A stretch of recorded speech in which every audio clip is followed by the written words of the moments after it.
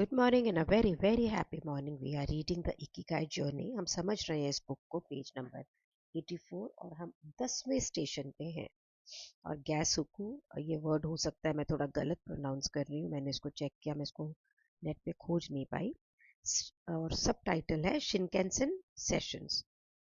तो जापान में ये बिलीव करते हैं कि एक व्यक्ति अकेला अ, अपनी बहुत सारे टैलेंट को इकट्ठा करके कोई बहुत कंट्रीब्यूट नहीं कर सकता है। इस कल्चर के अंदर सम ऑफ सिनर्जीज यानी लोगों के साथ मिल के काम करना ही एक कुंजी है।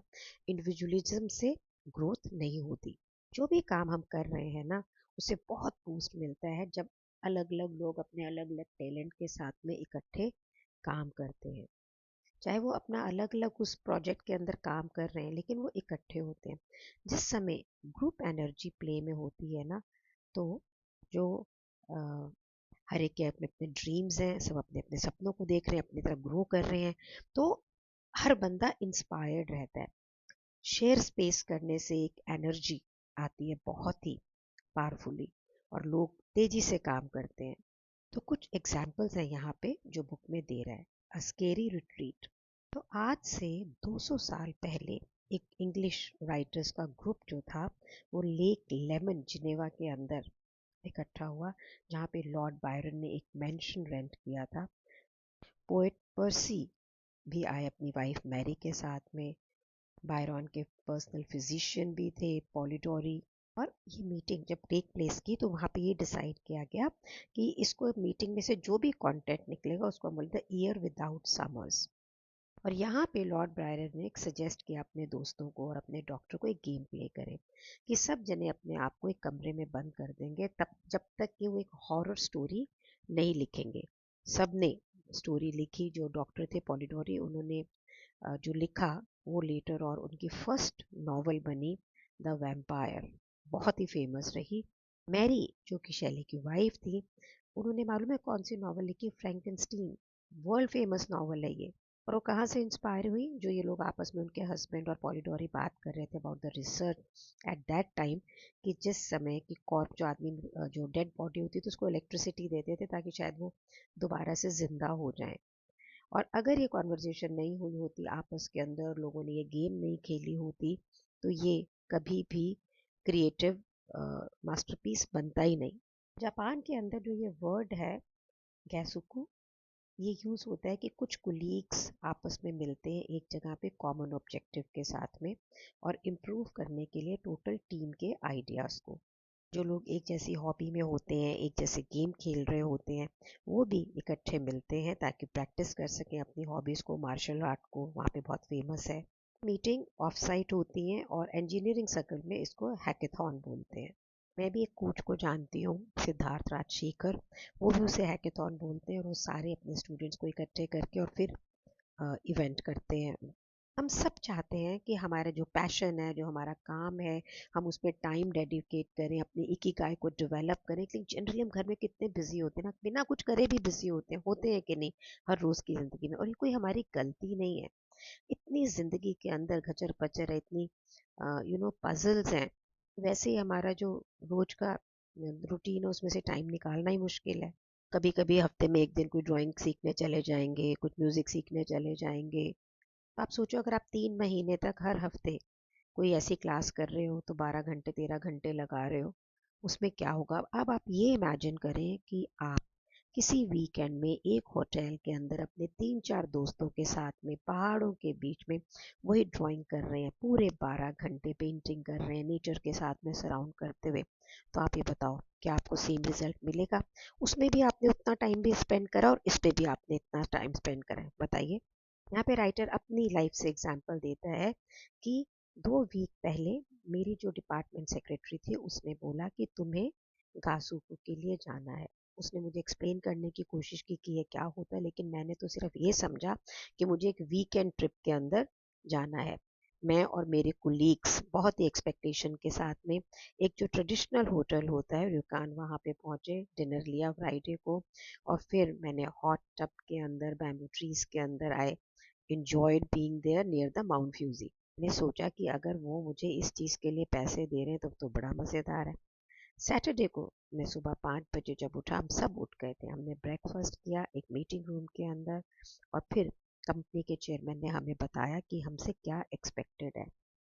पूरा वीकेंड उसके बाद बिल्कुल मैराथन की तरह था, ना नहाने का टाइम था, हॉट स्प्रिंग्स के अंदर। मंडे को हम कोई ट्रिप के बाद रिलैक्स नहीं फील कर रहे थे। मैं बहुत थका हुआ था पर बहुत ही सेटिस्फाइड था। मैंने बहुत सारे आइडियाज़ जनरेट किए थे, बहुत सारी प्रॉब्लम्स को सॉल्व किया था उस 2 दिन के गैस हक्कू में। ना मैं एक हफ्ते भी, अगर मैं कई हफ्ते लगाता ऑफिस पे तो भी नहीं होता। बड़ी बड़ी कंपनियां ऐसा करती हैं, वो अपनी टीम को लेके बाहर किसी शहर में जाके, हिल स्टेशंस पे जाके पूरे मीटिंग्स करती हैं, ब्रेनस्टॉर्म करती हैं। टीम अपनी फैमिली से बाहर होते हैं, उन्हें खाना पीना बना बनाया मिलता है, शाम के टाइम पे रिक्रिएशन के लिए भी चीज़ें होती हैं कई बार। इससे कंपनी अपने पूरे ईयरली प्लान बना लेती है। हम छोटे थे तो मेरे पापा ओबेरॉय सिसिल्स के अंदर ऐसी मीटिंग्स करते थे, सारे एम्प्लॉयज़ को लेके जाते थे। एक दिन नेक्स्ट ट्रेडर्स भी आते थे, तक कभी कभी पूरे पूरे हफ्ते किसी होटल में लेके, कभी किसी कमरे में लेके, जब तक कि मैं अपनी डेजिग्नेटेड बुक को फिनिश नहीं कर सकता था, कर लेता था। कई बार तो मेरा घर सामने दिख रहा था, तो राइटर कहता है जब मैंने वापी साहबी लिखी तो मुझे सामने अपना घर दिख रहा था, लेकिन इतना अजीब सा भी लग रहा था, लेकिन मैं उस काम को पूरा कर पाया। कहने का अभिप्राय क्या है? अपने आप को डिटर्मिनेशन के साथ में एकाग्र करें, कंसंट्रेट करें, फोकस करें, अपनी कंफर्ट जोन से बाहर आएं, एवरीडे की ये जो चिंताएं हैं खचर पचर, इससे बाहर निकलें, ताकि आपकी एनर्जीज आपका बेस्ट ले सके। सब चीज़ों को रोक कर डिवोट करें कुछ दिन तक उस काम के लिए जो आपके पैशन को नर्चर करता है।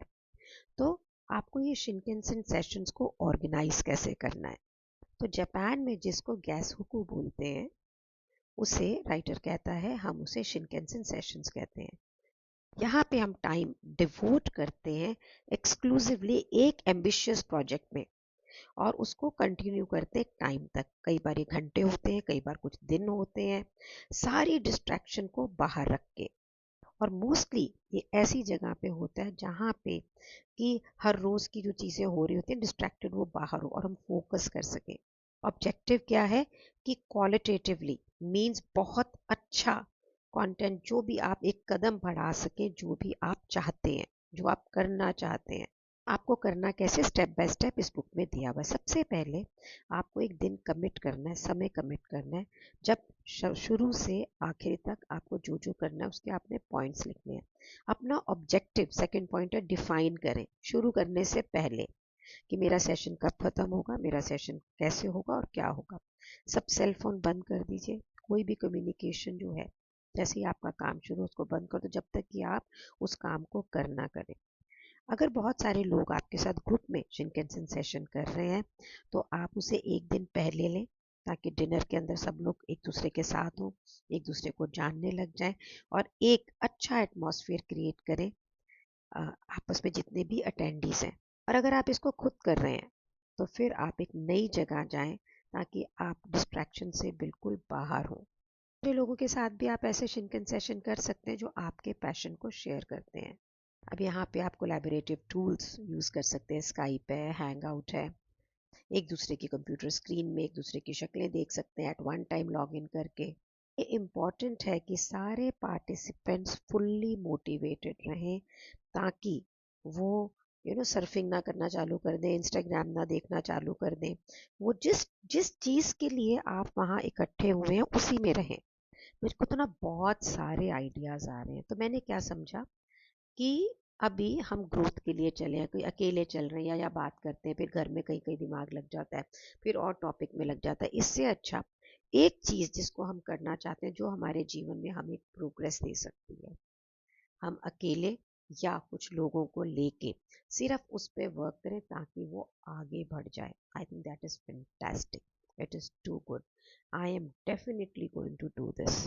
आई think I am going to invite all my students, और हमारे लिए पूरा ईयर का डिज़ाइनिंग ईयर का टाइम होता है ये, and I invite them to create different designs, work in the office, think, brainstorm.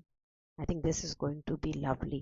और मुझे लग रहा है एक शिनकेनसेन सेशन मैं मेरी मार्केटिंग टीम के साथ भी करूँगी, looking at what more can be done. आप किस किस चीज़ के लिए करेंगे मुझे शेयर करें ज़रूर से, पक्का से। और आप लोगों के साथ में मिलें, अगर कोई नहीं मान रहा है इन सब चीज़ों के लिए तो उन्हें ऑडियो वीडियो भी शेयर करें। Please do like and subscribe this. आप ये देखिए, ग्रुप एनर्जी हमेशा आपको प्रोग्रेस में आगे लेके जाएगी।